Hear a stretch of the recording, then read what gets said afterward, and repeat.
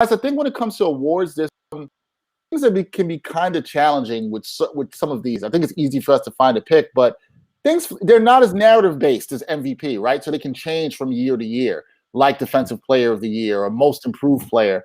Those ones can be a little bit more challenging. Let's start with Defensive Player of the Year. I kind of have a feeling where Brian is going with this. And it's actually my pick too. So Brian and I have the same pick. So Brian, I'm just going to start with you. And we know you like defense, and we also know you like violence, which I think you kind of interchange with defense. And he loves Miami Heat, so we know where he's going. That's right. So we kind of think we know where he's going with this. Defensive Player of the Year, the favorite right now, according as you can see up right now, is Anthony Davis, which I think is a good, safe pick. Brian, who do you have, and what do you think is the best bet for Defensive Player of the Year?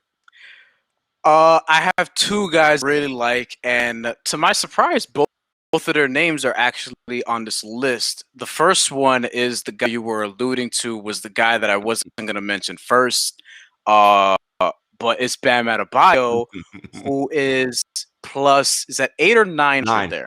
900. I love that value for him. Should have an all first team defense guy last year. I think he only got second, but I'm actually, I'm proud that he's actually fourth on this list. My other guy, and I don't think he's going to win because it doesn't appear that the NBA or whoever votes for Defensive Player of the Year. I know where you're going. It doesn't appear that they have the balls to vote for a guard to win Defensive Player of the Year. So I'm going with Marcus Smart. I knew it. Somebody else I really like here at plus 2,000. Wow. Oh my God. This is arguably or one of the very best defensive guards that I've ever seen. One of the best probably since Gary Payton. And I think this is somebody who has the strongest odds, literally speaking, to break that sort of wall down for, dudes, I guess 6'4" and under to win Defensive Player of the Year.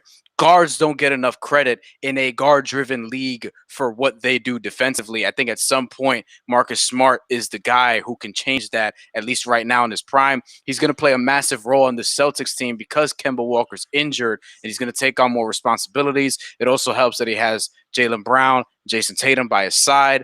Tristan Thompson is going to be on the interior, Daniel Tice as well. Marcus Smart is somebody I like as far as value here and somebody who I think could actually win the award. So Bam Adebayo, Marcus Smart, those are the two guys I like here most. Real quick on Marcus Smart, BetMGM has him at plus 2,500. Some other places plus 4,000. FanDuel plus 5,500. DraftKings plus 4,000. So, I mean, if you're looking to come up, Marcus Smart might be a place you want to look. It's not so bad. All right, Gerard. Mm-hmm. I'll go with you. I know you value the good defensive effort as well too. DPOY, who's your best bet for DPOY? So look, even though they're the favorites, right? AD and Rudy Gobert are plus 300. That's still decent, right? And so if you want to be safe, I think the Rudy thing may go over just because he's won it a few times already. So I think that narrative piece may be done. AD, I could see it. And like Brian, I love Bam at plus 900.